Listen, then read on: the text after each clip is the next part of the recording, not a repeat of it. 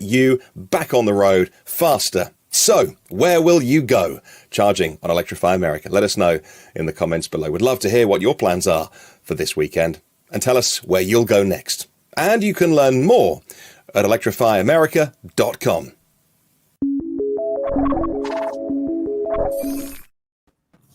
Hello, and welcome to the Inside EVs podcast for November the 19th, 2021.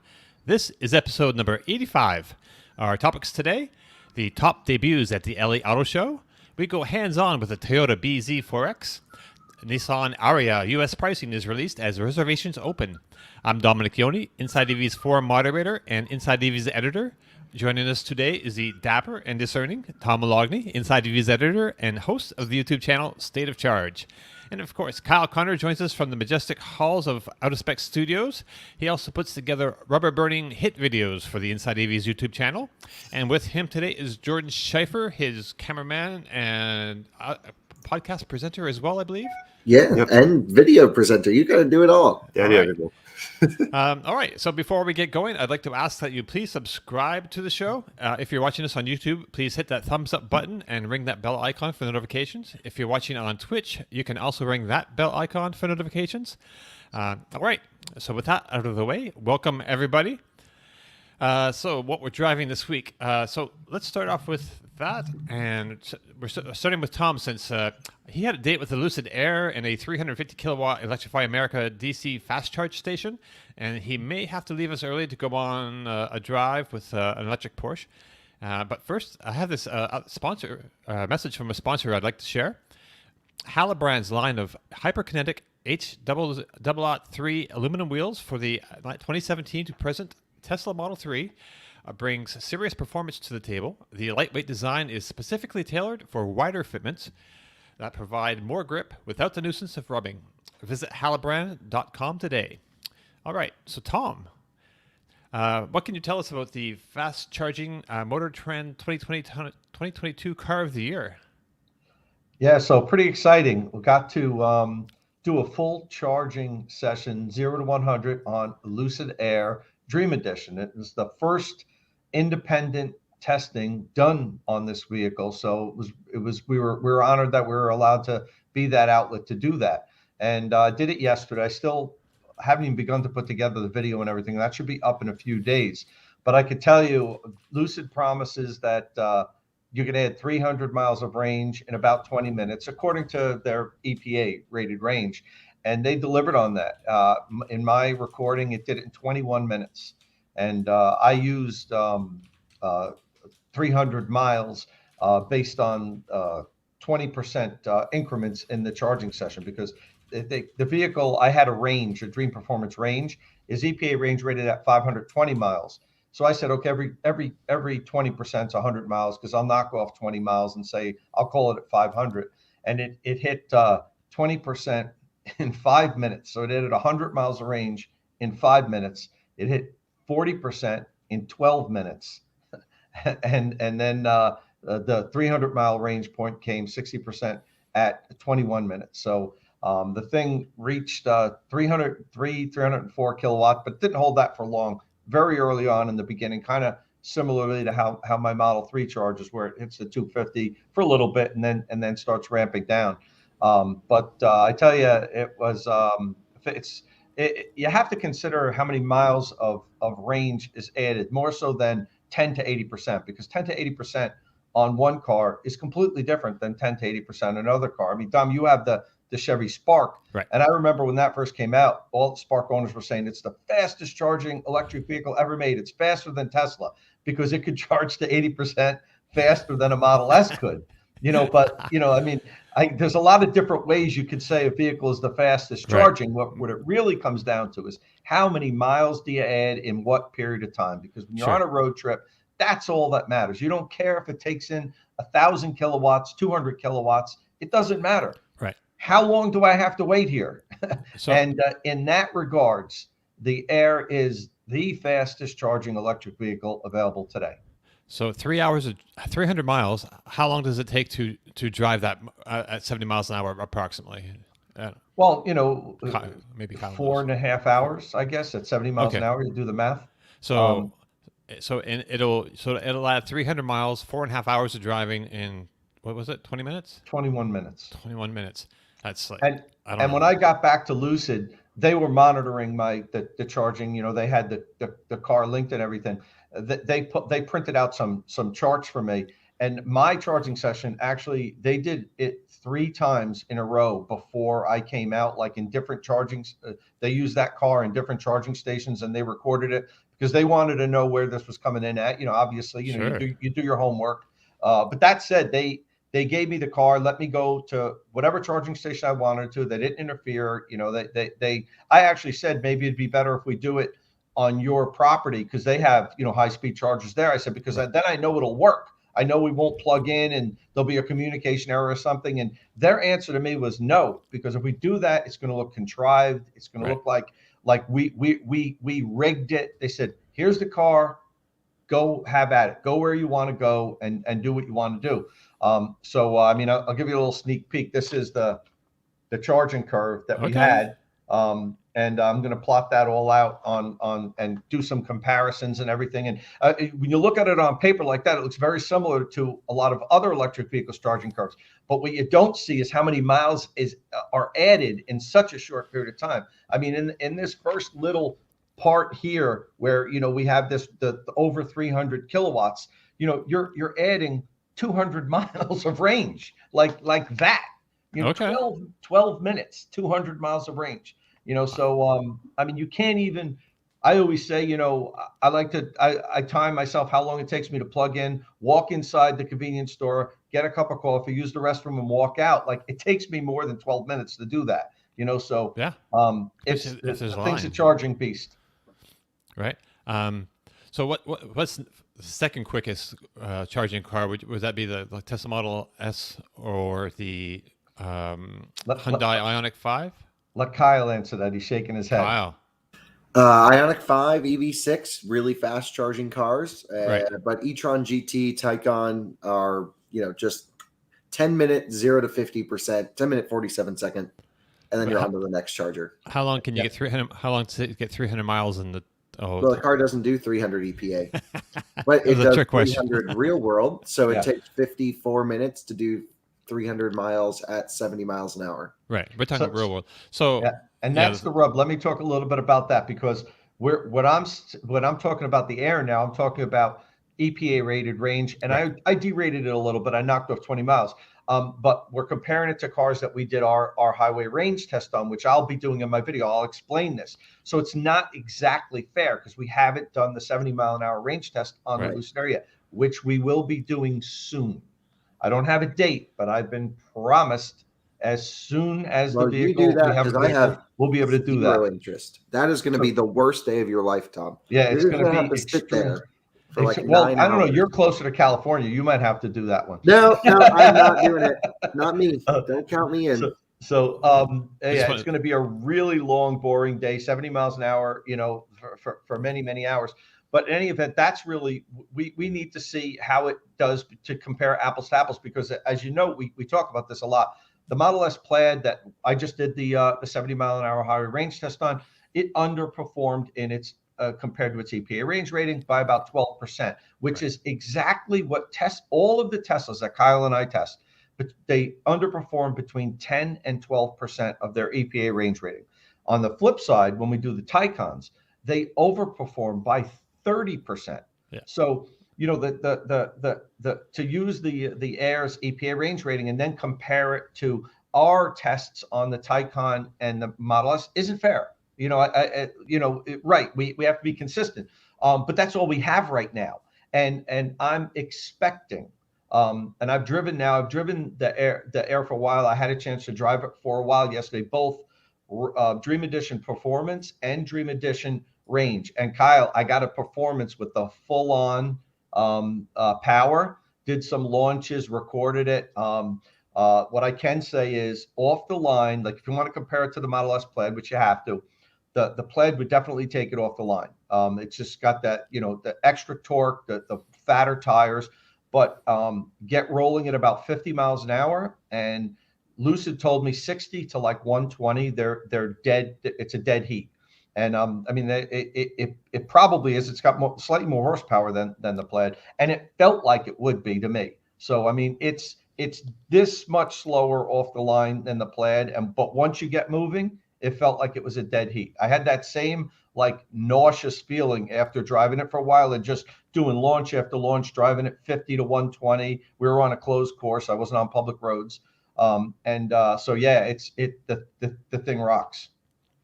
Awesome. And that's it's so weird to think that luxury sedans, we want to take them to the drag strip is like just part of the testing, just, every day. That's really what we want to know, even though that's not how people are going to drive them, hopefully, in real life, except for at the track. So yeah. You think it's quicker than the regular Model S then? Yeah. Oh, yeah. Yeah. Okay. The performance version is right. Okay. 100%. It's just, I'm telling you, it's just a tick slower than the Plaid. And once you're rolling, Lucid said that, I mean, they have a Model S Plaid. They've tested the cars against each other. And, once you're at 50, 60 miles an hour, it's a dead heat. I mean, it should be because it's got 1,111 horsepower. The Model S Plaid has 1,050. It's got a little bit more torque, the Model S Plaid. I think it's like slightly over 1,000 to like 900 or something like that. But any event, the thing's a beast. The charging was fantastic. I really impressed watching it pump the kilowatt hours into the battery was really the most impressive to me because, it's got a big battery. It's 118 kilowatt hours usable. So Lucid's never revealed what the total pack size is, but it's got to be, 128, 130, somewhere around there.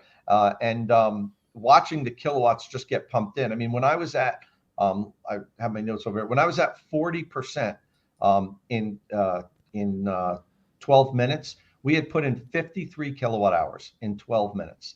And in 32 minutes, I added 100 kilowatt hours to the pack in 32 minutes. That's great, man. Yeah. So, I mean, if you're averaging, 4 miles a kilowatt hour, 32 minutes, there you are, you're over 100 miles of range. So right. This thing pushes those kilowatt hours into the pack really fast. And I said push it into the pack. That's not exactly correct. That's what the charging station was showing was delivered. Not all of those kilowatt hours goes into the pack. And when you're charging at such a high rate, there's definitely going to be more losses, without that. So, I mean, I finished, I'm not going to give away everything, but I finished up, north of 125 kilowatt hours pumped into the pack from 0 to 100. And I drove it way below 0.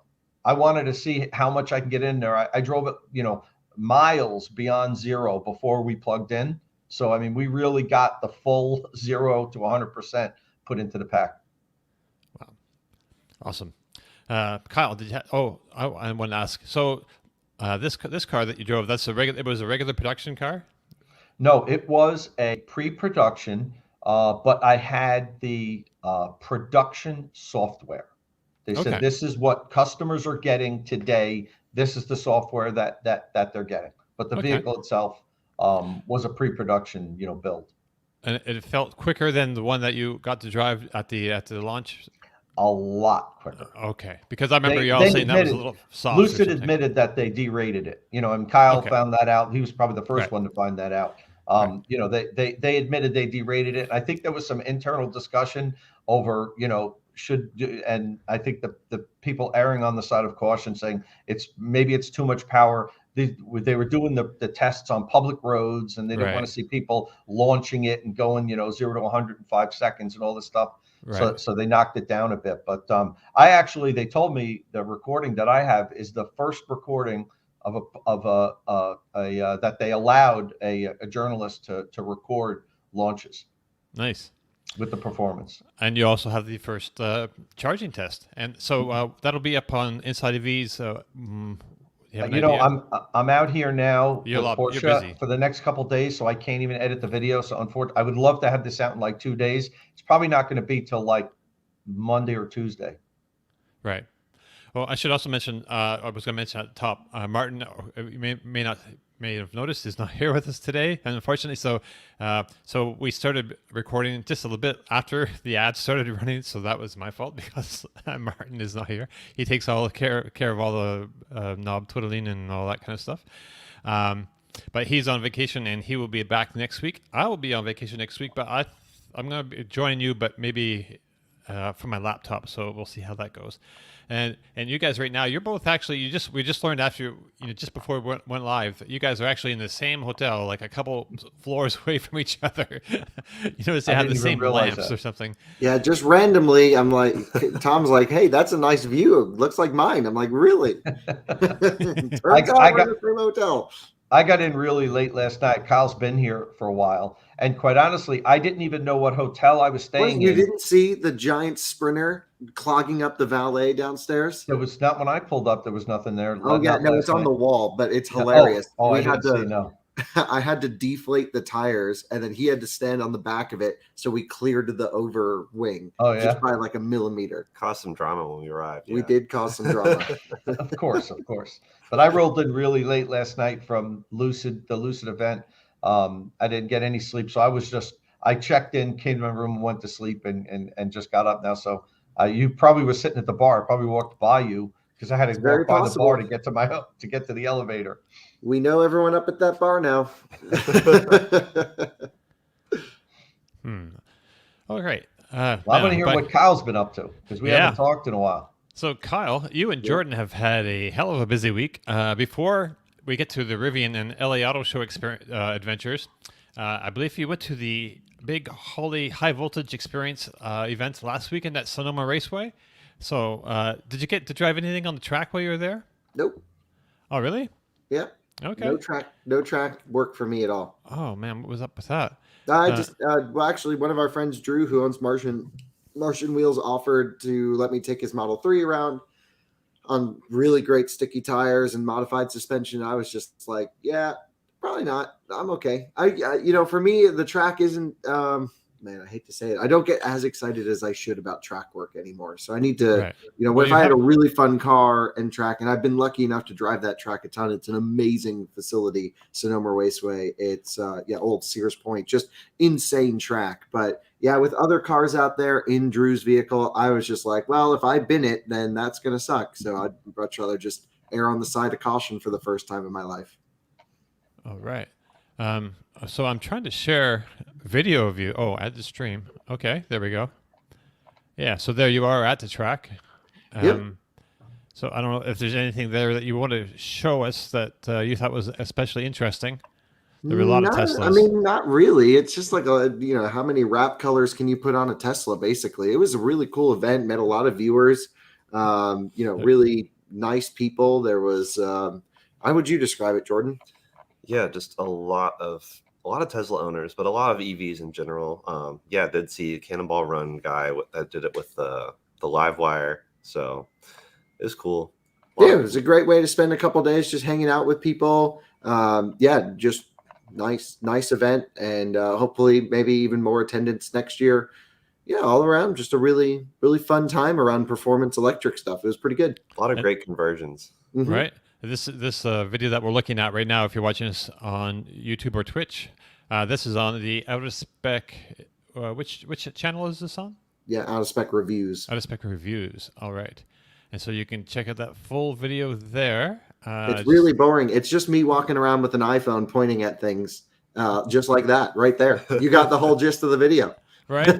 But I mean, you found also great stuff like this Prius. Yeah, like that Prius is so sick. That was the highlight of the show. And the dude even revved it for me. It was awesome.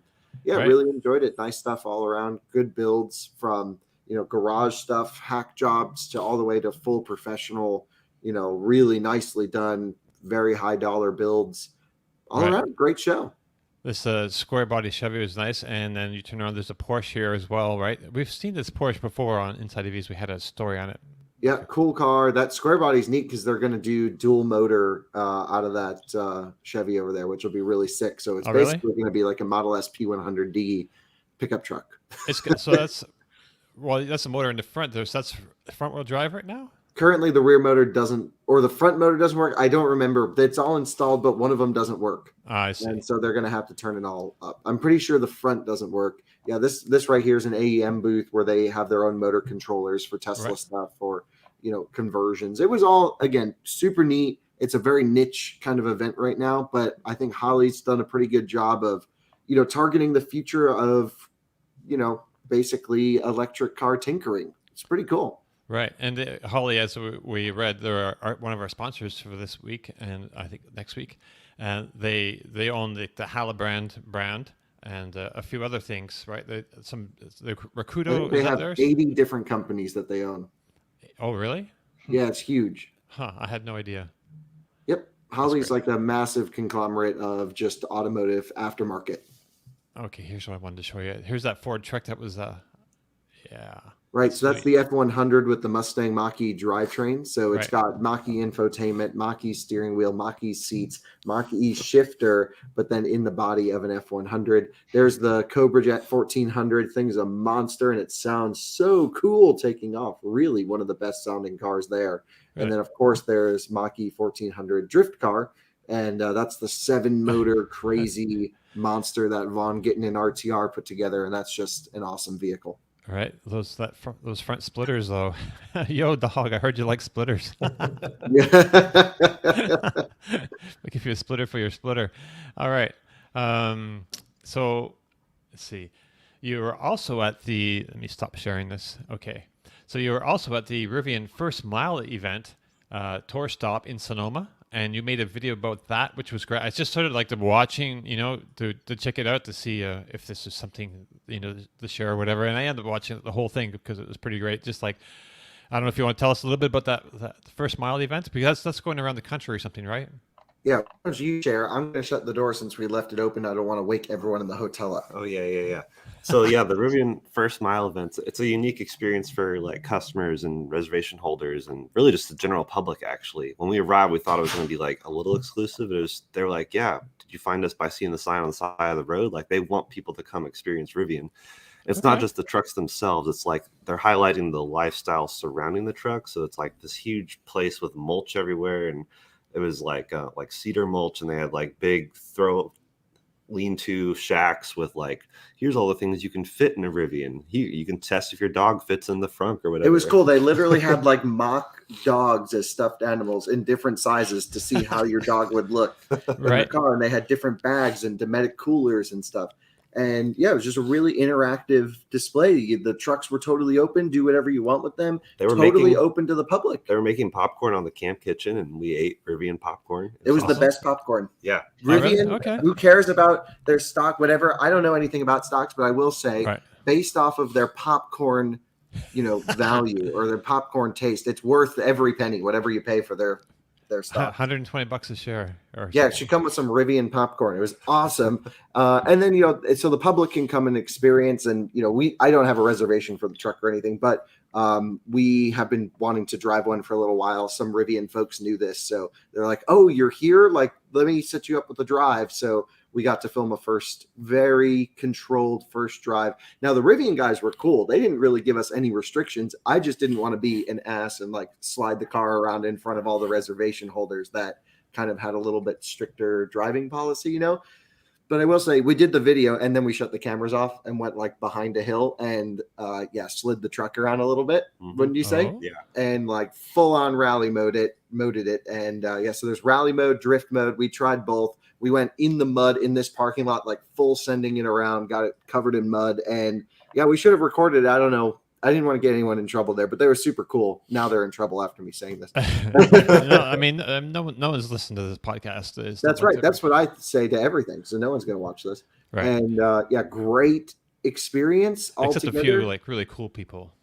Here's the deal. Did I get to do everything I wanted to do with the truck? No, but as Tom knows, there's levels of experiences, right? So this was my first taste to be am I even interested in covering this car? Am I interested in, sharing more about it? What are my impressions? And that's what you got is my out of the box, brand new, first time in the vehicle.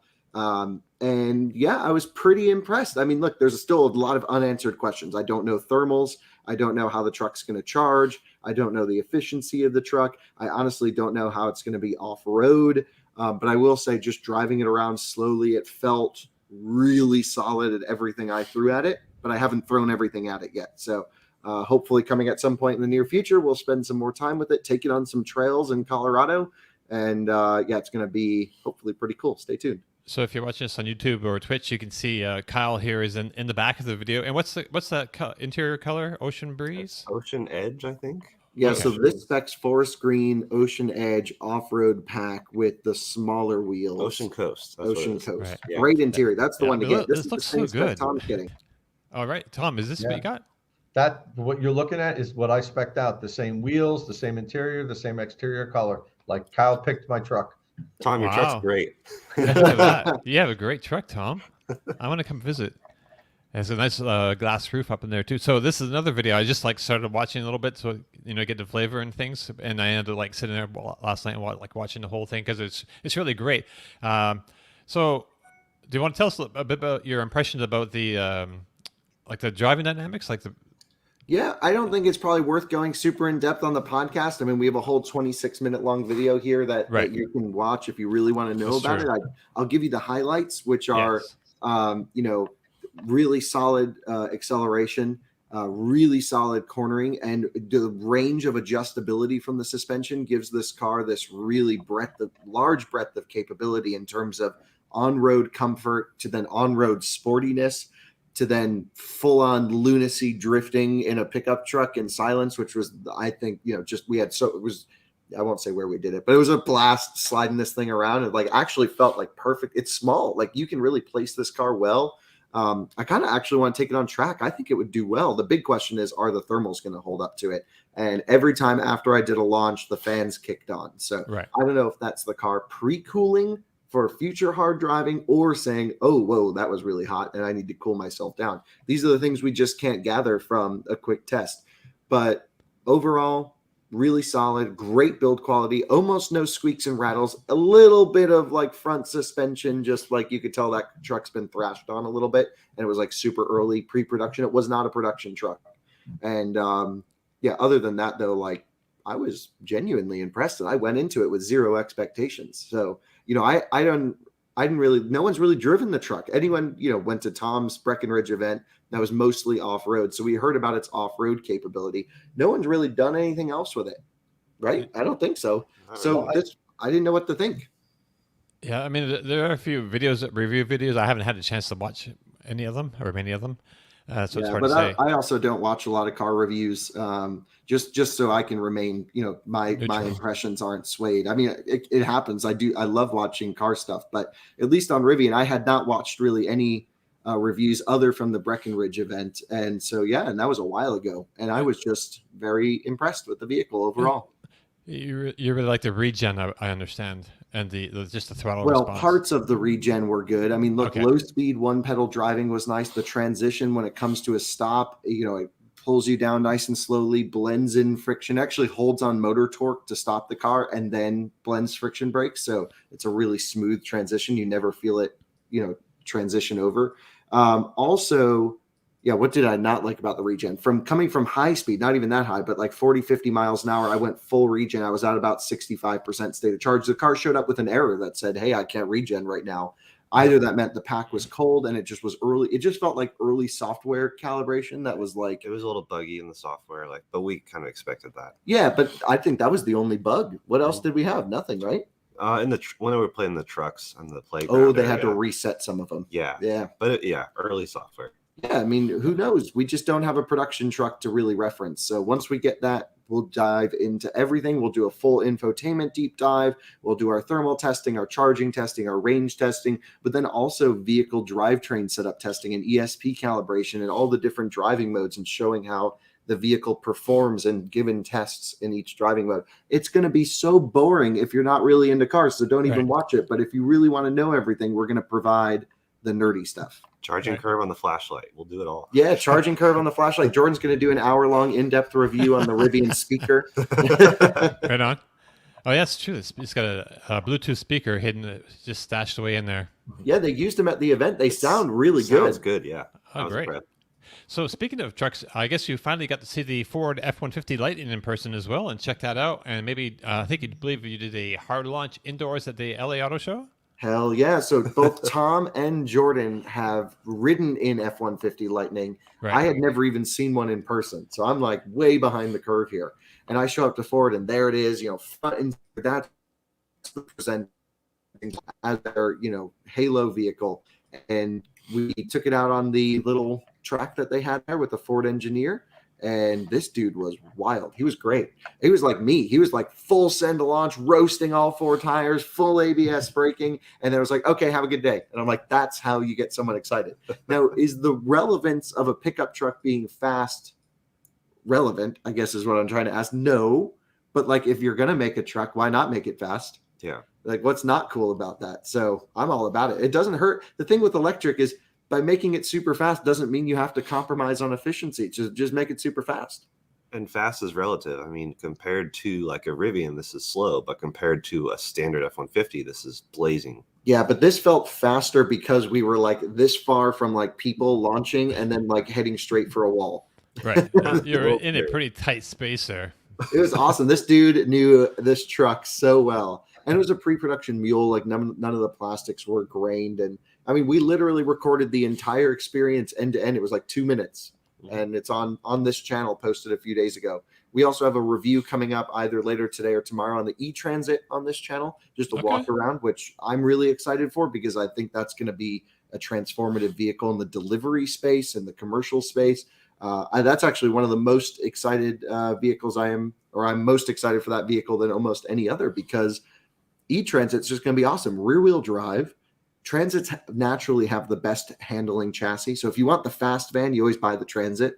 And so we're going to have to do a combustion versus Ford electric Transit versus Lightning e-motors track battle to see who can get the packages from A to B as quickly as possible. It's a really important buying decision, actually.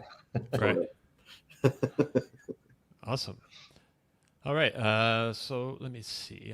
I'm doing Kyle, like when I rode in the F-150 Lightning with Darren Palmer, who we had here as a guest on the show, we were at Ford's Proving Grounds, and we were able to do some high-speed runs. And even at the higher speeds, 70, 80 miles an hour, when he punched it, it still threw you back in the seat. So that it's a performer. It really is. But the big question for me is like, so that's like the fun party trick that's easy to show, but like, how's it actually going to do when we throw work at it? When we max out the trailer and then head up I-70, is it going to overheat just driving in normal traffic? That I can't wait for TFL to do their Ike test with it, because that to me is the gold standard for a truck, is to get up the hill. And one, not overheat, but also I think it's 8 minutes try and do it is like a perfect run. So I drive that section of road all the time. I can't wait for them to do that test. And I had a chat with Andre this week, who does those tests at TFL. He was here at one of the events, and we talked a lot about testing for towing with EVs. And there's so much more you have to think about. And no one knows really the proper way to do this stuff yet. So we're gonna all figure it out together. It's gonna be great. All right. So I went somewhere and got to drive some cars this week as well for a change. Usually it's like Kyle and Tom get to do all the fun stuff, but I actually got to do something this week, and it was pretty great. So I went to the second ever Toyota Evolution event. It served as the U.S. launch for the bZ4X, or bZ4X if you're not American. It was also a chance for the company to talk a lot to journalists about its whole electrification effort. And so they had a presentation where they broke all that down. I thought they were quite defensive about their decision to lean hard into hybrids, which is fine. They also talked a good bit about hydrogen. I did find it funny at one point. They had a speaker telling us about the progress of their solid-state batteries, which they've been working on for some time. And he said that when they finally get this right, they'll see a BEV in every driveway, a battery electric vehicle in every driveway, which kind of left me wondering, like, well, if you have a BEV in every driveway, what about hydrogen? But anyway, later though, they did make a point of saying that they don't see the hydrogen hybrids and battery electric vehicles as an either or thing, but it's more of an all of the above situation. In any case, I did drive the Mirai, the RAV4 Prime, and the Prius Prime. This was actually the first time I've I drove a Prius in my life, which is kind of nuts. I've been writing about green cars since like 2008 or something, and I've never actually been inside of even a Prius.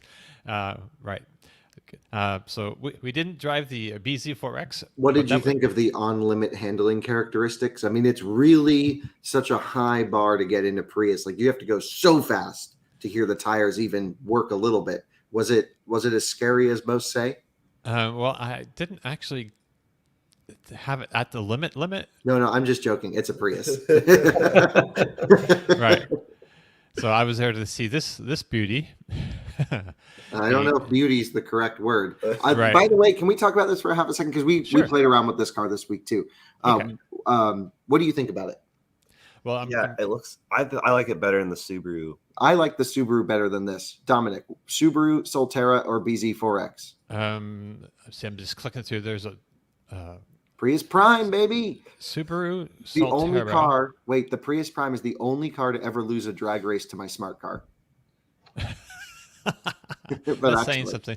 I was kind of surprised by the Prius. Actually, I was sort of talking about it. There's a lot of hard plastic across the dash, and I didn't think it felt that sorted. Like the hybrid system, like hitting the.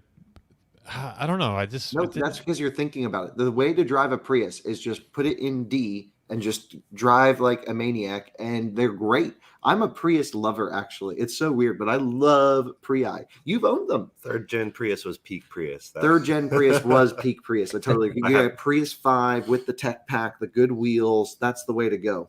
Okay. I had one for years. It's good. Yeah, let's just see. So it was my first time driving the thing, and I kind of liked it. So we didn't drive the bZ4X, obviously, but that was the focus of everything. It got its own special reveal and a presentation on the stage, and fog rolled in just before that happened, and kind of gave the place a kind of a magical feel. It was kind of nice. The group before us, it was like nice for them the evening before, and they had like a nice, beautiful sunset. It's like there's a Pacific Ocean just behind it there, so it was a very nice setting for it. So the bZ4X is kind of interesting. We talked about the Subaru Solterra last week for its global debut.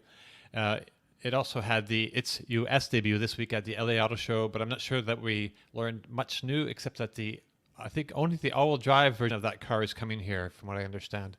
The bZ4X, however, will have the front drive version and all-wheel drive.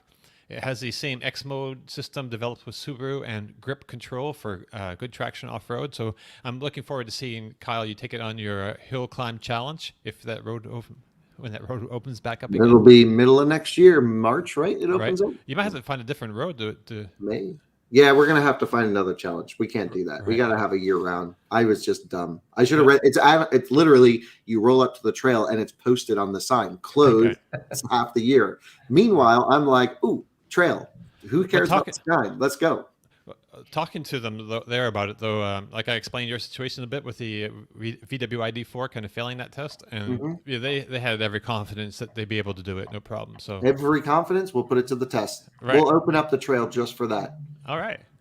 So there was an interesting detail about the battery size that I had to ask about. The front-wheel drive version, which they say will return 250 miles, is 71.4 kilowatt hours, while the all-wheel drive version, which they haven't given us the range yet for, is 72.8 kilowatt hours. So there's a 1.4 kilowatt hour difference, which was kind of weird. At first, I was like, what, did they stick an extra couple of cells in the back? That makes no sense. But of course, what happened is that the smaller pack comes from Prime Planet Energy and Solutions, PPES. That's the joint venture with Toyota and Panasonic.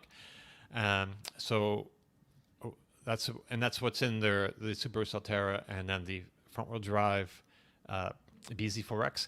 So the slightly larger all-wheel drive battery comes from CATL, and so that should give it actually a little bit more range than if it had the other battery, like the all-wheel drive Solterra. This one might have a little bit more range. So the Solterra, they say, will get 220 mile plus. Are you saying we're going to have to do two different charging curve tests on this car? Yes. Oh, I am saying that. So I'm hoping to see 230 miles, but we'll see. Bring it on. All right. So that's probably lower range than a lot of people would like to see. I think they appear to keep that number high in winter, though. So it's got a heat pump and heated seats and heated steering wheel, of course. But it also has a front seat radiant foot and leg heater, which I guess is more efficient at keeping you comfortable than just heating up the entire cabin. So there's a driver only mode, basically. Driver only. That's what I'm not sure Hyundai if it's also calls the it. passenger as well gets. I'm kind of hoping it extends to the passenger wheel well as well. Okay. Yeah. I think so. Like Kona Electric and Nero, they have like the driver only. I think every Hyundai Kia hybrid actually does, and it just shuts every HVAC system off for the rest of the car and just does the driver. Similar concept. Does that not have the ugliest freaking interior of any car? Oops. Let me. That is the least inviting steering wheel gauge cluster screen. Just It's I mild. kinda- fingerprinted plastic everywhere. Yeah, wasn't a fan of the piano black, but I mean the rest of it I kind of liked it. No, I don't know. Where? What did you I like? kind of like. Well, for instance, as we get finished looking at the 12-volt and the USB-C thing there, Mhm. this thing pulls up. That was kind of weird, but at least it's soft. You can rest your elbow on it. That little front thing opens. That's going to have a phone charger inside. This is like a pre-production. That's gonna it's get just so hard hot plastic. in there. Possibly, yeah. But I really like the material on the dash. It's kind of nice. Yeah, that's cool. We saw that. That was neat. I like that. And this is a pre-production vehicle, of course, so it had all kinds of little error things popping up on the screen, so you had to kind of ignore that.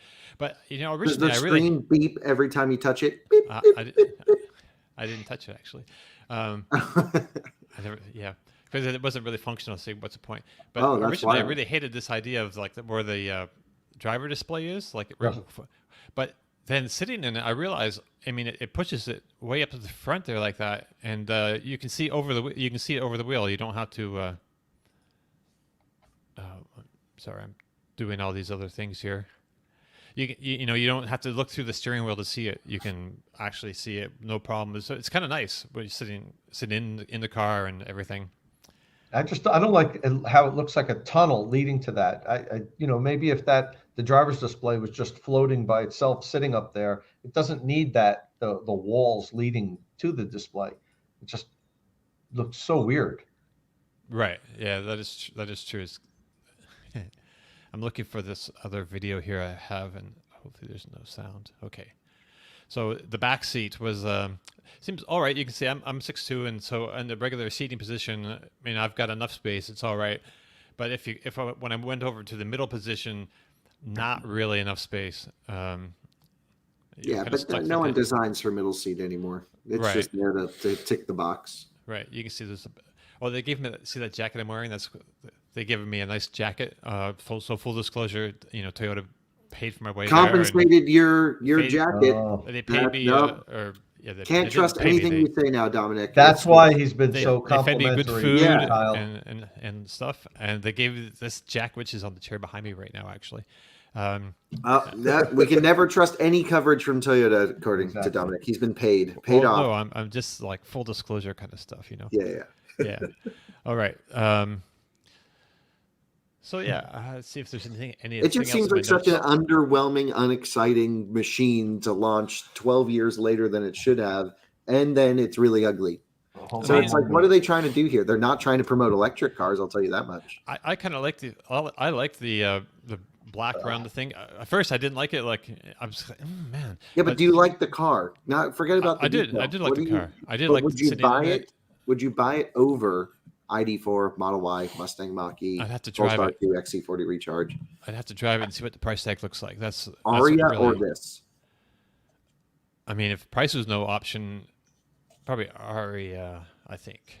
Yeah, I think everyone. I don't understand the car really. We've But- got to spend time with it. But really, I don't know. After spending like a day or two with it, I kind of began to appreciate the looks because it really differentiates itself from like the ID4, where it just kind of blends in with a lot of other SUVs. There's so many anonymous crossover SUVs out there.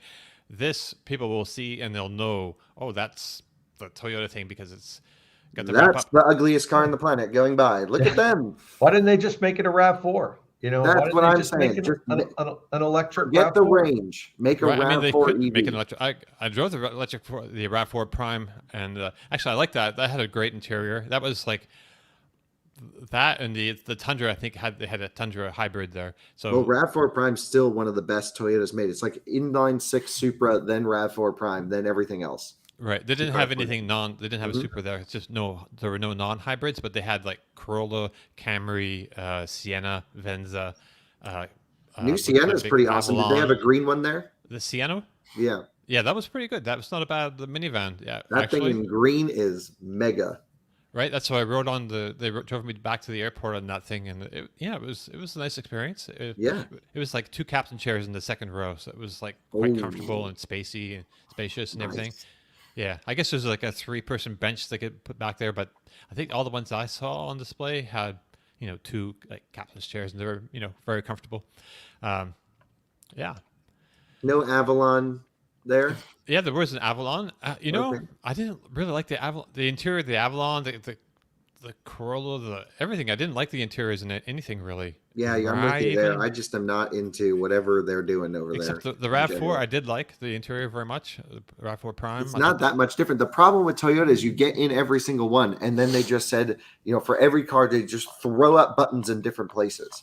So there's no rhyme or reason as to why certain things are somewhere. Like a heated steering wheel's on this side of the cabin, but your heated steering wheel or heated seats are here. Heated steering wheel's like on the other side. And then you're like, oh, I want to pull up the cameras on the screen. And like somehow that's in the third row seat back storage pocket. There's just buttons in random places.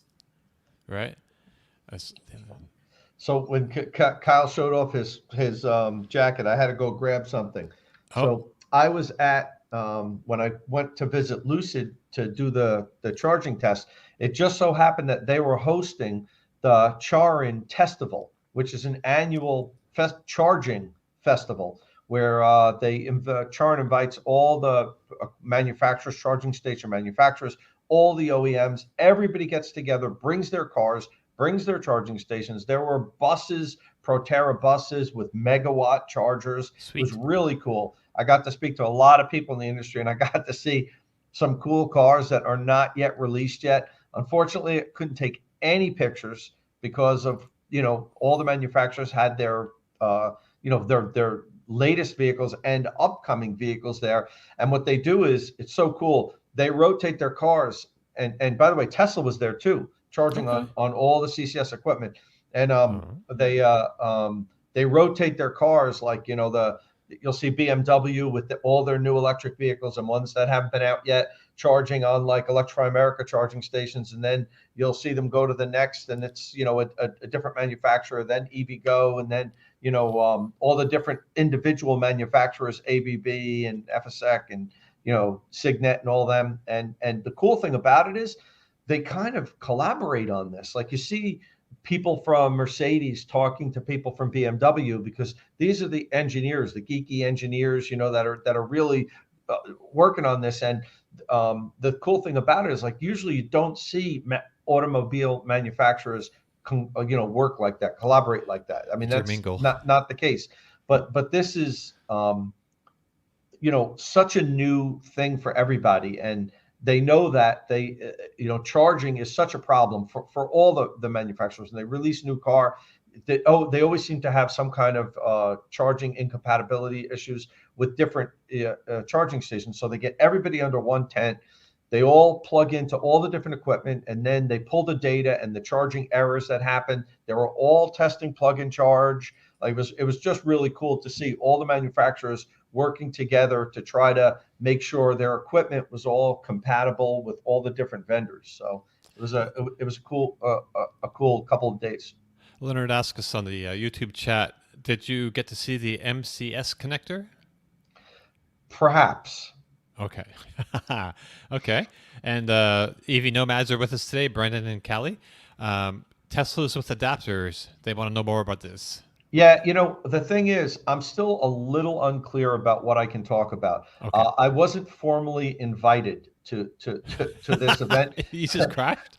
I just kind of crashed and walked around. Tom walked in, everyone started covering up their cars. No, not really. The cool thing about it was everybody knew who I was and was like, "Hey, Tom," and invited me to come over and see. But everyone was like, no pictures, no recordings.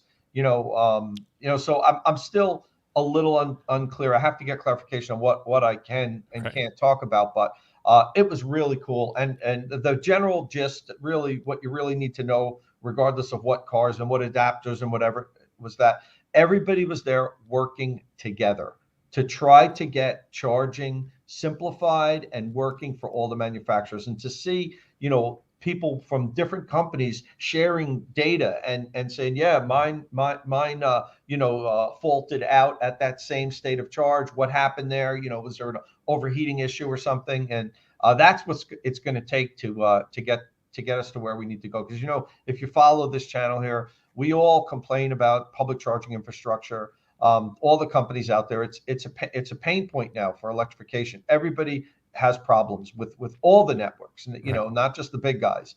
And it's good to know that they really are working to get this crap ironed out. I know it's taking longer than what we would all like it to take, but they're working on it. Right. I mean, these people really care about what they're doing, right? I mean, engineers are like, they kind of care. They're kind of no, absolutely. And the Charin, the people and the Charin organization that pulled everybody together, they're volunteers. They work in industry in different companies, and they kind of created this. And the people I was talking to was saying, yeah, I don't get paid to do this. Organize this festival, get everybody together. We're doing this because we know it's needed, and we have to get, that we have to get charging simplified. It has to work every time people plug in, and we're going to get there. But I think the general consensus from the people that I talked to, kind of off the record, was that we're like 2 to maybe 3 years from everything always working. Plug in, charge. All the cars come in, you just roll up, you plug in, it authenticates, it starts charging seamlessly. Whether or not that happens, I don't know, but that seemed to be what the experts were telling me, because there's next generation equipment that's going to be coming out in the next year or so, and I think you're going to start to see a lot of the high power charging stations that we all use get pulled out and new ones plopped in. And I think that next gen is what people have their high hopes about, that are going to be the ones that are just rock solid. Plug in, charge authenticates. You just walk away. Chargers now. Superchargers. I mean, Tom, you know this. The chargers that are in the ground now are absolute garbage. Most of them, just terrible quality with zero, sort of quality control in general. They're all pretty. I don't think there's a great one. And so, why put all the money into infrastructure today with hardware that you agree is going to have to get ripped out in a couple of years, when you can just hold out for the real hardware, make sure things work, and then maybe we'll see some more investment in the space. Yeah. Well, I'm getting a lot of comments that I'm too cynicism. Optimistic. Am I going to pet a unicorn or something like that? I think somebody said. But listen, of course there's going to be challenges, and I'm not saying that we're going to be there in 2 or 3 years. I'm saying that that's what I was told from the people that are in the trenches working on this stuff, the engineers, the people that know this better than I do, better than you do. This is what they do for a living, and they seemed very optimistic that we're very close from having. Now, I'm not saying in 2 or 3 years all the stations just snap your finger and they're all going to be working. What I'm saying is we'll have the equipment that will work.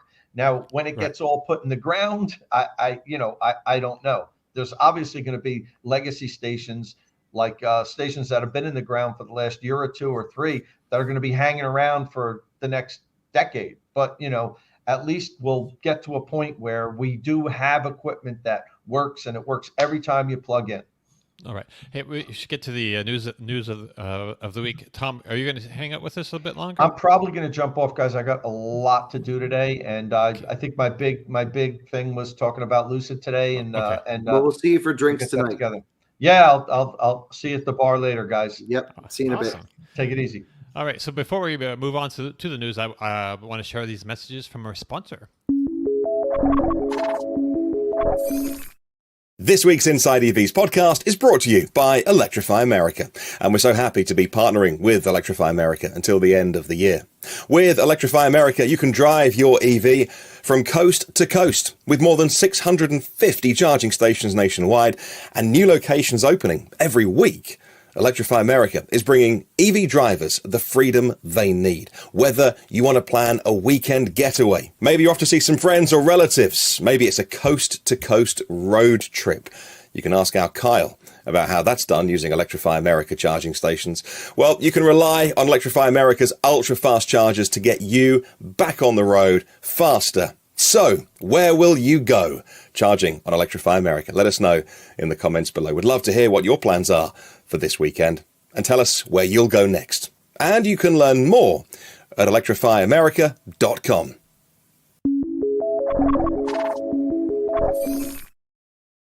All right. And we also have this. Hallibrand's line of hyperkinetic HP003 aluminum wheels for 2017 to present Tesla Model 3s bring serious performance to the table. Wheel dimensions have been specifically tailored for wider fitments that provide more grip without the nuisance of rubbing. Wheels are available in silver and anthracite finishes, and thanks to a specialized flow forming process, these wheels are up to 5 pounds lighter than the factory wheel. Shop Hallibrand.com today. All right.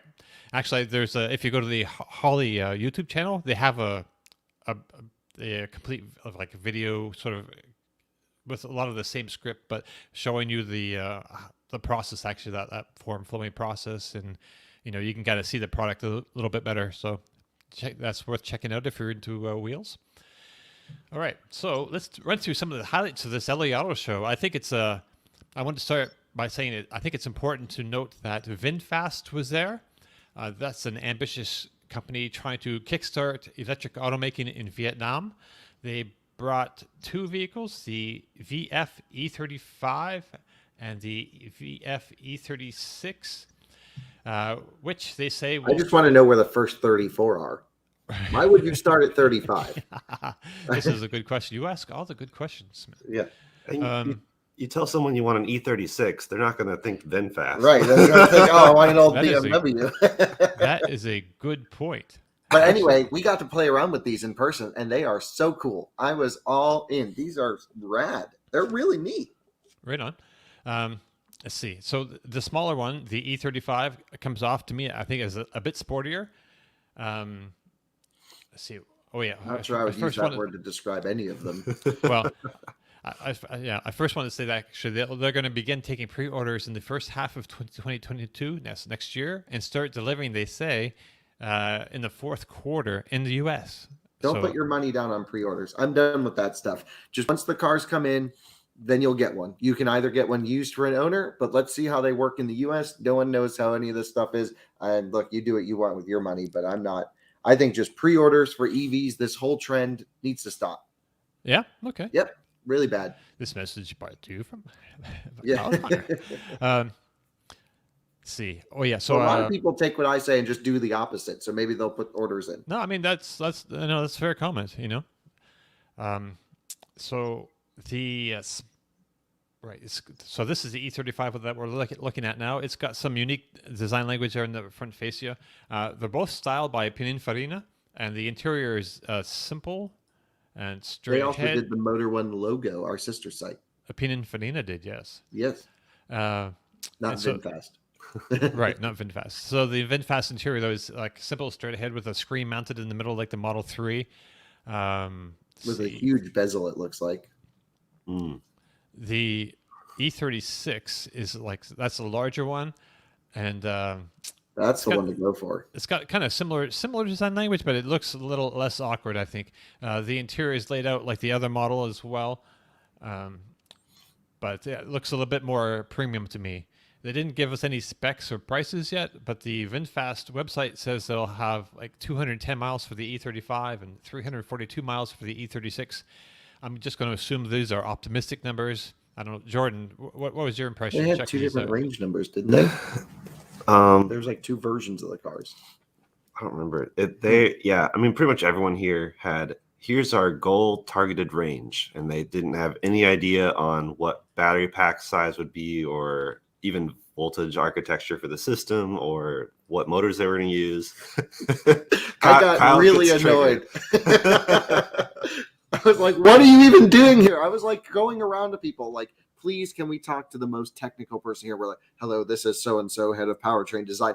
amazing. That's who we want to talk to, right? And then we're like, okay, so how is the motor situation going to be? Can you cool to sub-ambient temperature with a chiller and active thermal management? No one knew anything. The level of competence of these people at this show that are engineers was zero. I was getting so upset yesterday with these people. I'd come up and say, hi, yes, I'm unveiling this new pickup truck feature, something Edison feature. Okay, great. 300 miles. Is that EPA or WLTP?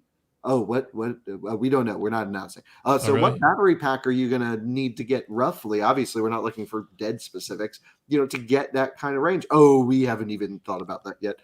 Just like, stop bringing design shells to a show and wasting everyone's time.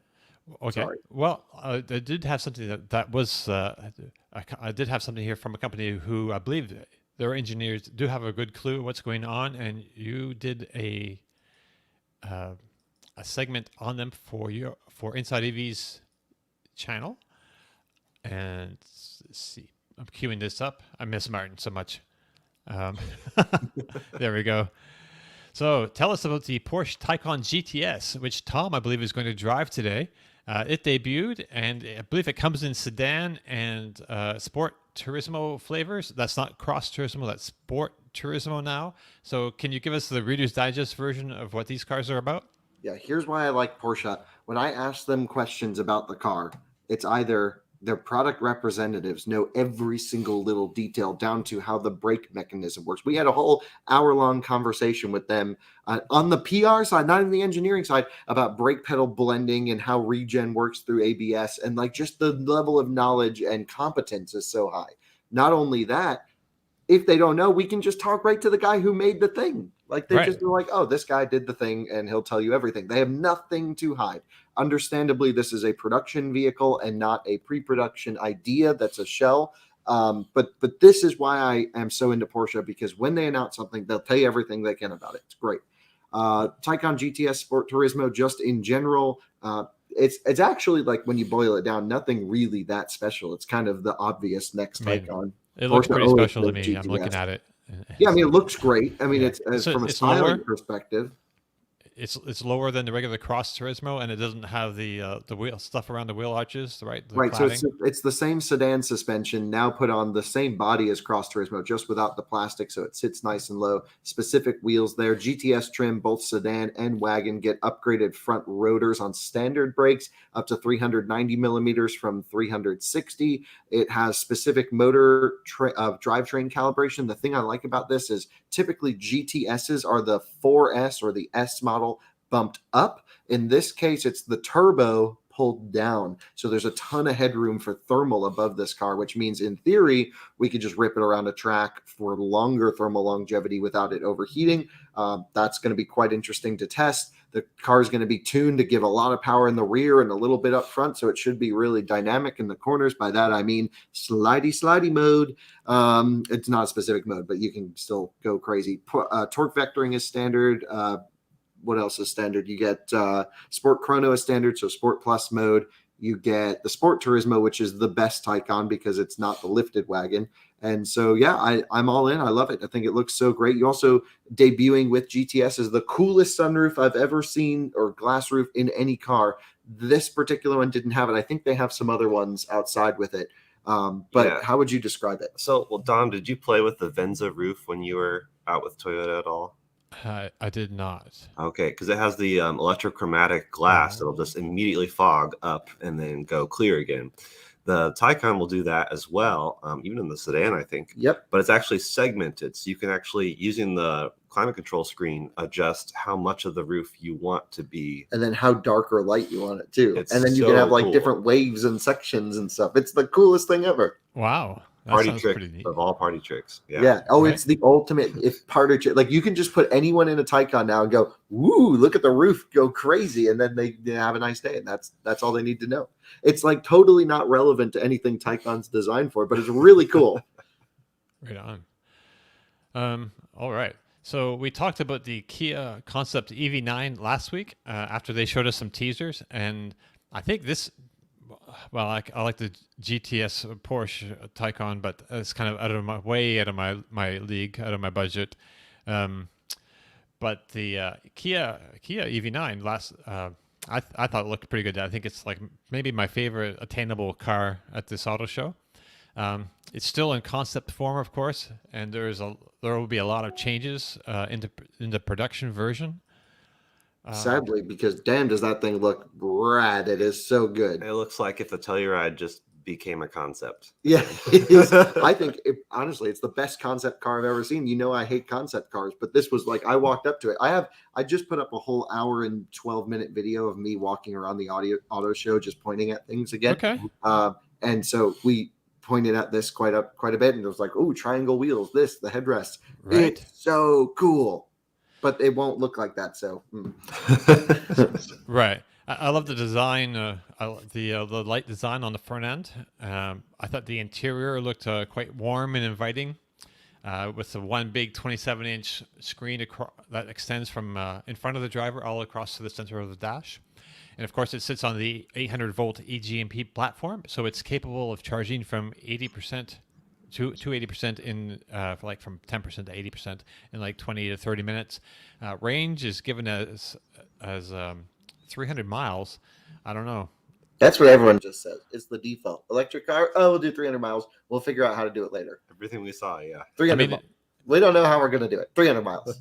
Right. Oh, which testing is that? 300 miles, WLTP, EPA, NEDC, whatever it is. No, 300 miles. WLTC, right? What was that car last week?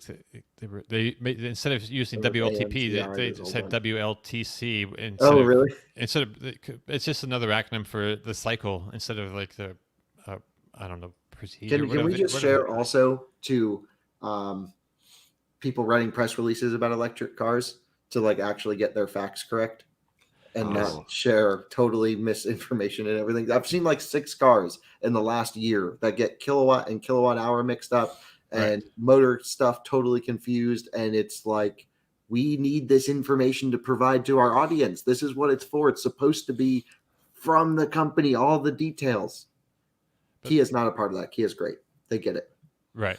It looks so great. Nice and big and blocky and boxy. It puts me in mind of like the BMW iX, but without the controversial, big it just looks great. Girl thing. If they just made that and like kind of softened up maybe some of the stuff that would pierce a human in half when they get run over, it would be awesome. Right. So Hyundai also unveiled a car. Let me see. It's so hard to all these things. I miss you, Martin. They unveiled the sister version of this Kia in LA as well. They call it the 7 SUV concept. Yep, we saw it. See what they did there. Its design was a bit cleaner, but I think kind of boring. I wouldn't use the word boring. It looked like a giant centipede. This was a tube going down the road. EV9 was better, but yeah. Yeah, I love the lights on it, but Ioniq 5 looks more concept car than most of them, and that's production. There we go. Yeah, this had all the cool like digital lights like Ioniq 5. It's not pulling anything up there, Dom. Oh, let me pull it back. Yeah, you can see it there now, right, on your screen? Nope. Negative. I can see it on my screen. No, there we go. Okay.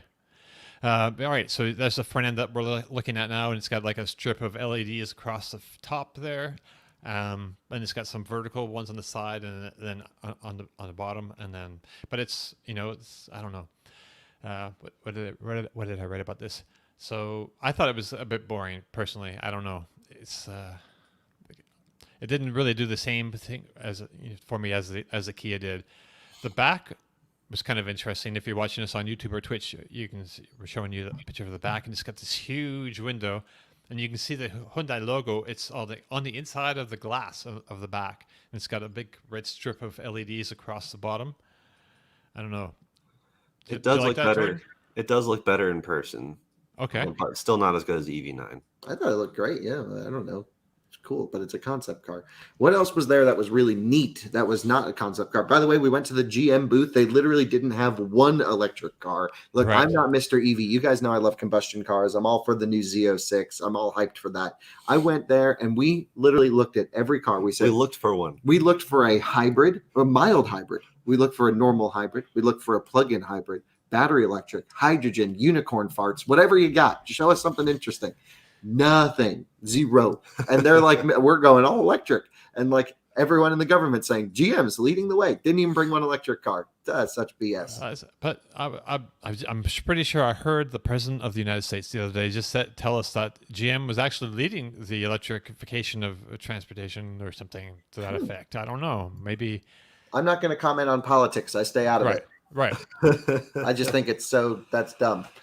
Right. I do too. And, I don't mind commenting on politics. People who follow me on Twitter, we know your politics. Or I'm a bit to the left. That's no problem. But I don't.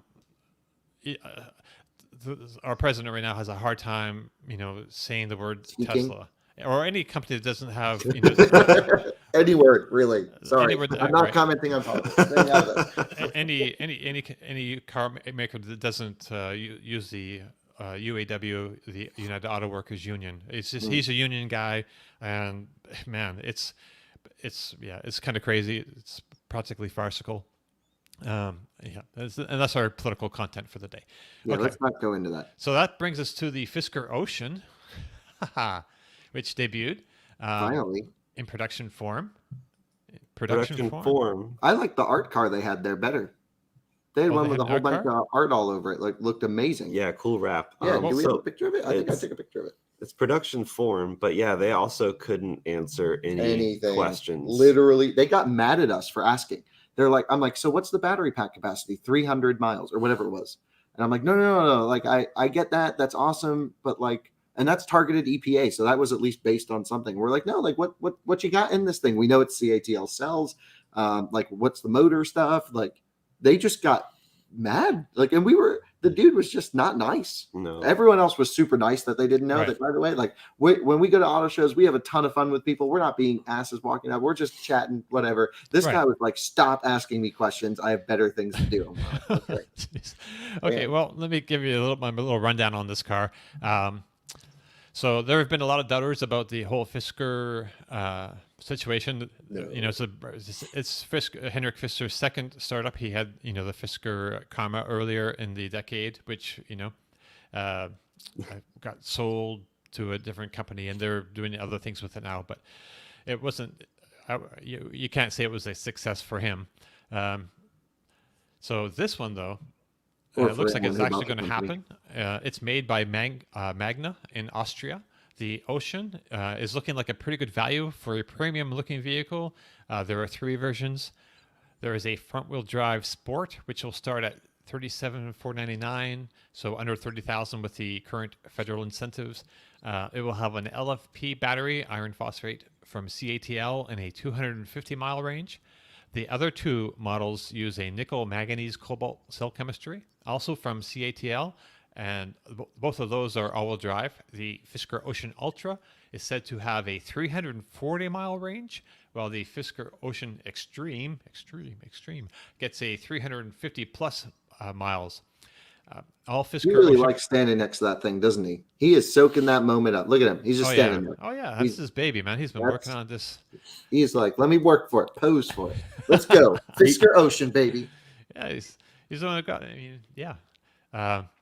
So all Fisker Ocean models, actually, this is interesting, I thought, will feature a silicon carbide inverter, which is great for efficiency, of course, which is also wonder how do they keep the price down? Because that's more expensive tech, right? But so how do they? Sorry? So how do they keep the price down? I don't know. It remains to be seen how well this is going to work. This is like they're throwing up numbers that are pretty competitive numbers. Yeah, they're throwing up numbers, but they won't back it up with any hardcore data. It's going to be the $35,000 Model 3. That was made for 1 month. Right. All right. So let's just talk about performance a little bit. So performance-wise, the base Sport gets a respectable 6.9 seconds 0 to 60. While front-wheel drive, brand new chassis, front-wheel drive EV, right? 6.9 seconds 0 to 60. So that is a side rant that the word Sport has been destroyed. Right. Point. But that's actually better than the better than ID4, Volkswagen ID4, the Toyota bZ4X, the Solterra, of course. Yeah, but once you're in this region, none of the cars are fast. So there's another one. Yeah, power to get out of its own way. Yes. So I thought 6.9 was actually not so bad, but the the Ocean Ultra can do it in 3.9 seconds. So that's more, that's getting up there or down there. Yep. And along with more range, the Extreme also gets more power, about 550 horsepower, and its 0 to 60 is 3.6 seconds, they say. They can be reserved today with customers will be able to buy them, they say, by the end of 2022. So I'm not sure if that means deliveries by the end of next year, or you can just like write them a check. I'm not exactly sure. Can I just say, if I ever started a car company, which I don't think I'd ever do because I'd have to deal with people like myself reporting on it, I would never even mention a 0 to 60. I'd just say it's fine. It gets there. Right. Focus on other stuff. What was the expression at Rolls-Royce? It's adequate. Right. Yeah. But I mean, it was quick in his day. Well, I don't know about that, but it got there eventually. But who cares? You're in a Rolls Royce. Savor the experience. Right. Yeah. Look, here's the deal.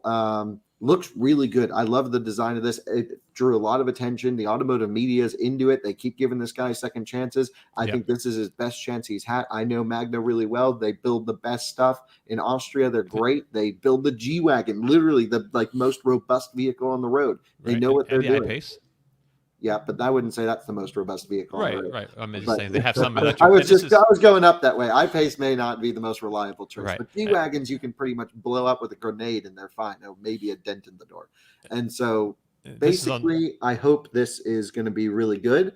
I hope the company is more forthcoming with some of their technologies and their construction processes and what gets them to the point, because here they just launched a car, but they didn't share any details that satisfied. So Jordan and I had a plan that said, if we're going to cover a car at the auto show, we need basic details. Right. And I think this was one of them that we couldn't get basic details. So we didn't end up covering it because I don't feel comfortable sharing this car with our audience if they can't tell us anything about it. Right. I mean, we had a fair amount of information. It's on the post, really. I mean, the pricing and the performance and the horsepower numbers and things. Expected, all that stuff, yeah. Right. I mean, all the Kia stuff didn't have that. The Hyundai didn't have a whole lot of information. But those were concept cars, right? Right. It's true. They're totally different. Fair point. So maybe we should get Henrik on the show sometime. Maybe do a midweek bonus episode with him. Okay. I don't know. Maybe I don't. Yeah, why not? Let's talk to him. Yeah, but we Let's can talk to him ask. once the car is made. Let's just wait till it hits production. I don't think it's worth. Once it goes in people's hands, then we'll bring him on. All right. So, was there anything else at this show that we didn't talk about yet that you wanted to mention? A lot of stuff. Okay. There was a whole bunch of weird EVs. What were they called? There's the bZ4X electric, which is like a little tuk-tuk thing with a solar panel that charges in 3.5 hours from solar. It must be a little tiny battery, but it's the coolest thing ever. Did you say to what?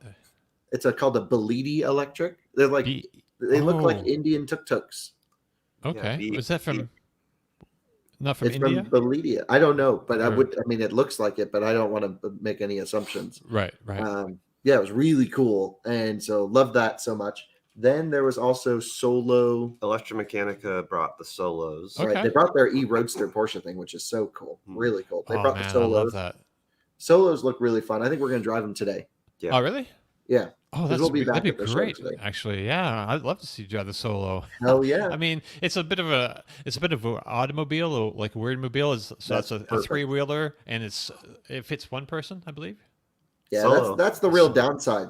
Right. Why would you design something that is one person? Like that's such a limited use case. I mean, I like that because we had like in the early 2000s or maybe even late 90s, we had that one person 3-wheeler kind of similar thing that this is kind of based off of, or very similar in design to. The name escapes me, which is bad. But I love that little weird mobile. Yeah, looking forward to it. I also want to get with Aptera while we're here. They're not at the show, but I kind of thought it'd be fun to cover them a little bit. By the way, did some projects with Rivian where we went over to their, what do you call it, the hub, and filmed that. We should do just a whole mini episode on the hub from the hub. Yeah, that'd be great. That was so neat. That was we shot a whole video on it for Out of Spec Reviews. It's up now, and it is the coolest experiential community involvement center. Really nothing to do with the trucks. Rivian will bring in like local talent, artists, teachers, whatever, and then you can just go there and learn skills, learn new things in like a learning center. and they have a library and they have a hangout spot. It's open, it's free Wi-Fi. And so like that was really cool. Yeah. Built That on the sounds site neat. where what's his name Yeah, wrote there it Fahrenheit is. 451. Like there's some history to the location and everything. It's cool. Yeah, we've done some really neat things this week. There was a lot of good stuff at the show too, like really good stuff. But overall, the show's smaller this year. We're all coming back from COVID times. No one really knows if they need to put the money in shows. Do automakers even need to attend auto shows anymore? I'm not totally convinced that they do. It's a whole different world these days. So, I think everyone's just trying to figure out the path. The automotive journalism landscape's changing so fast. I'm not really sure what everyone's got a different idea, I guess is what I'm trying to say about what to do. Right. So if you're watching this on Twitch or YouTube, you can see Kyle here walking around the how did you call it? Rivian hub in Venice, California. Yeah, it's hub 1 internally. There'll be more hubs. Colorado's getting a hub, right? Mm-hmm. Or a service center. I don't remember. I'm sure they'll get a hub too. Yeah, I don't know. They didn't say where any more hubs will be. That's wrong. I misspoke. They did not tell us where any more hubs will be. We've seen service centers being built in Denver centers, one center, and they have a whole bunch of chargers out front with a Rivian sign on there. So that's what that'll be.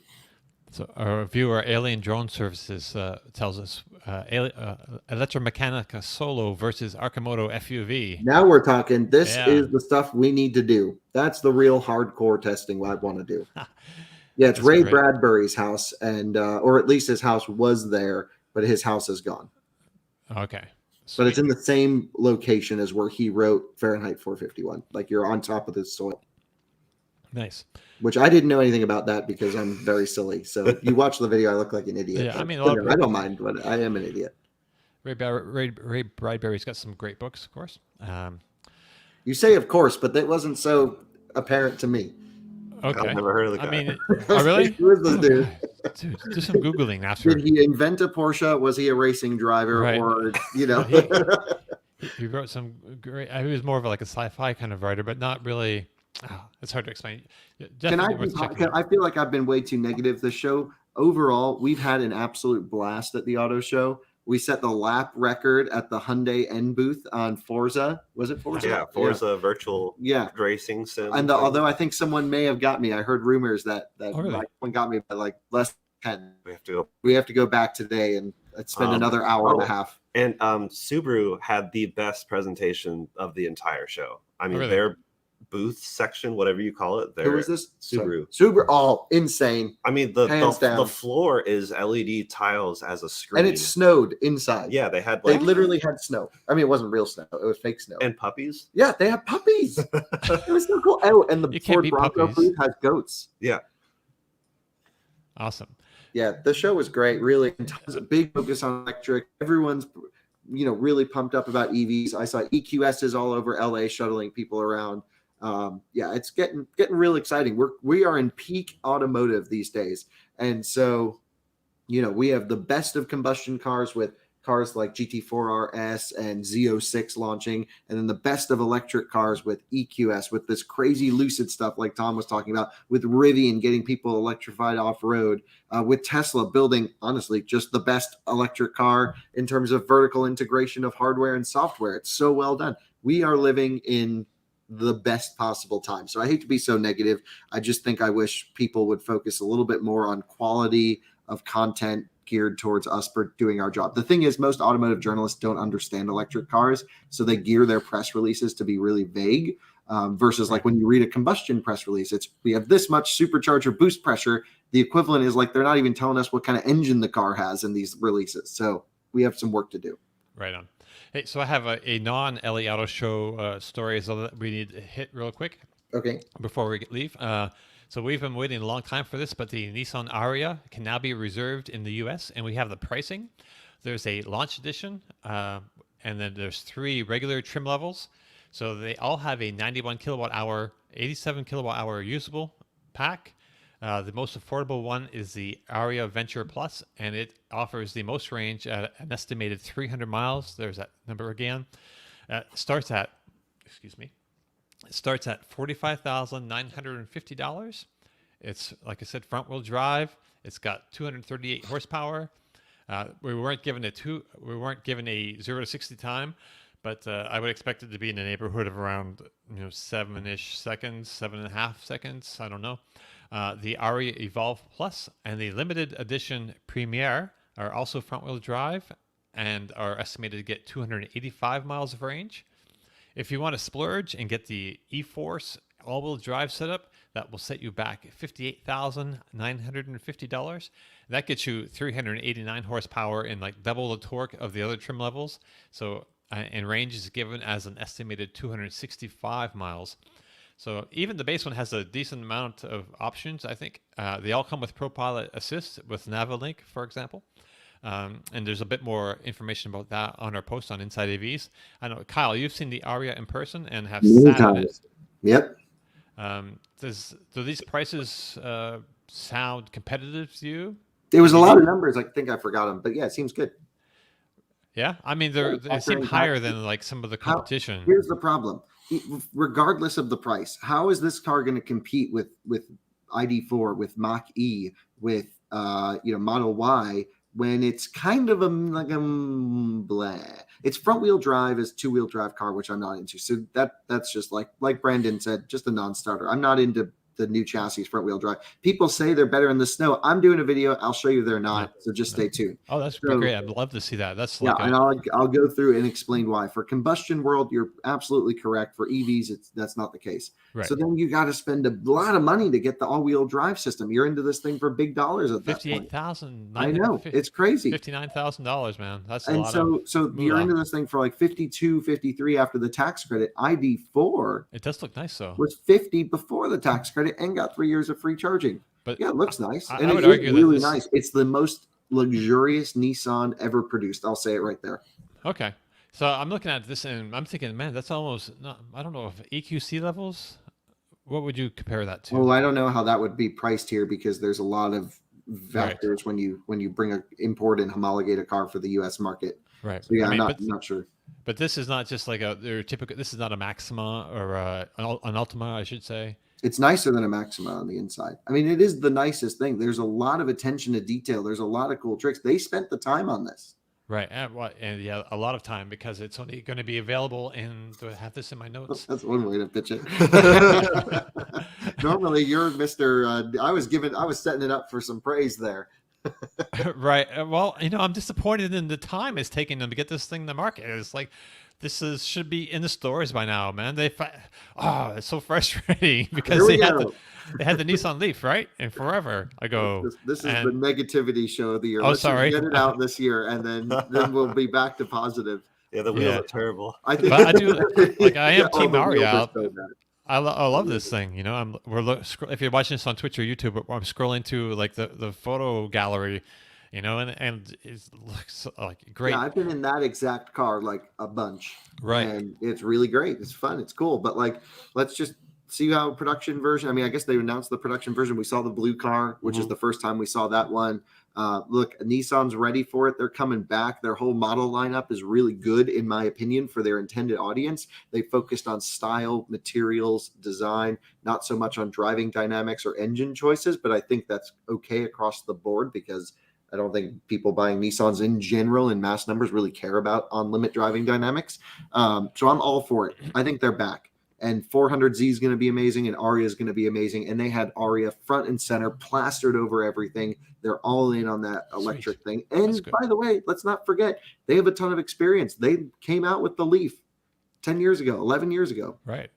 And so they started this whole thing, honestly, as a mass-produced electric car. And so it's time, they get serious about it again. Right. We have one viewer here who speaks up and he says he has a reservation for the Platinum Plus, but he's very worried. I don't know. Should he be worried? What are you worried about?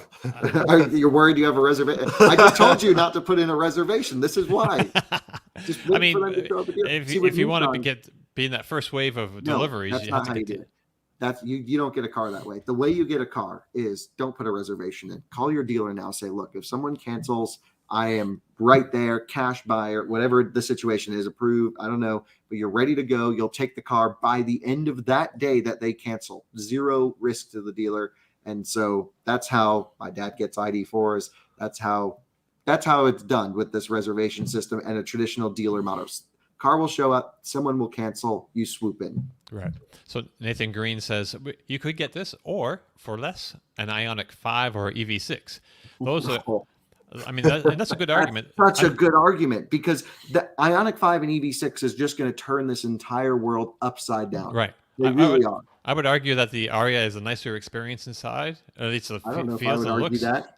Ioniq 5 is great inside. GV60 is great inside. Sure, right. But I think the Ariya is just a bit nicer. But I know when you're talking about that kind of money, but the Kia and Hyundai, the Ioniq 5 and the EV6, those are they have much better charging profiles. I mean, the Ariya's charging is not. I think it's. Well, we don't know, but from what we've seen, we've never seen anything amazing. It peaks at 130, I believe.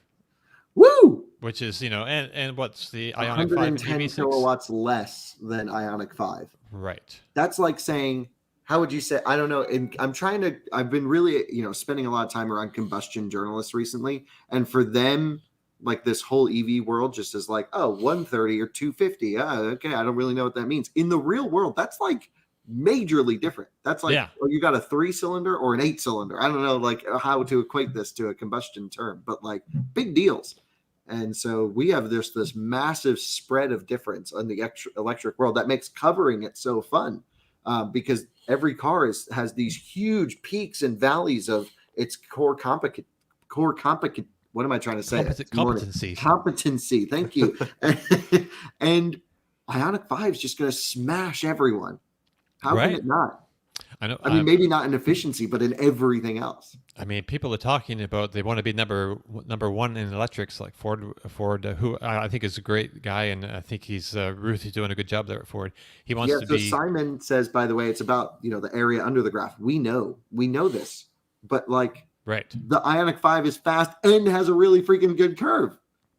Everyone's gunning for number one, but you get this Hyundai group, man. They've got some range of products. They got the platform. Sriracha sauce. I mean, that's they got the just the foundation is there, right? To really go bonkers on and just grab market share and mind share. I'm all in on their stuff. They are proving us time and time again that they're legit. They're serious. They even. Just from a driving dynamic standpoint, when I tested EV6 was extremely impressive. They're rocking better than almost anyone. Right. And I'm liking the EV6. When I first saw the EV6, I'm like, oh man, that's kind of tough. But I agree. But I've been seeing I haven't seen it in person yet, but just really some different angles. It's looking a lot better to my eyes now. I don't know how that works even, but.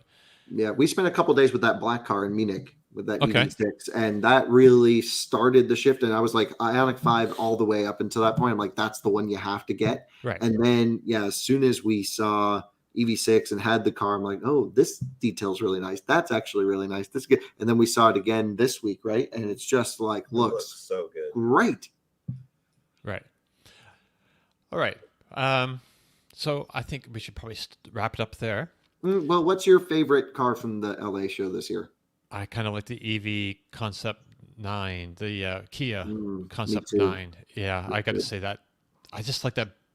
I'm not even that big a fan of driving a big car, but I just think it has a great presence. I like kind of boxy. Like my sister has like Hongqi, whatever the ES. What is that one? Actually, my sister has the old Scion XB, the original one. It's like a toaster. It's like the toaster. Box. I love it. And I love it, and it's great. A huge amount of room inside, like a small package. And for whatever reason, that's just the thing that caught my eye this year. Like I like the BMW iX, which is similarly boxy and things. Mm-hmm. But I think I like this EV9 is going to be even nicer. Well, we'll see. We don't know what'll make it or not. But the Telluride's a great looking SUV, so we know Kia can do it. Yeah, Telluride looks imposing. The Genesis stuff looks imposing. I mean, look, they are on their game. I thought overall, everyone's saying they're going electric. It's like that's the thing to do, so they're just doing it. But I'm not quite sure that really many people have the technical background and passion and understanding to do it. It's like we are going all electric, and I'm like, oh really? Have you ever spent time with an electric car? Like, do you drive one now? And they're like, oh no, I've only driven like a Model 3 once. Right. Like, okay, so like, how can you present the product without experiencing it. And Right. so this was really the big takeaway from this show is it's trendy to say we're going electric, but that's a very shallow statement, in my opinion, for most.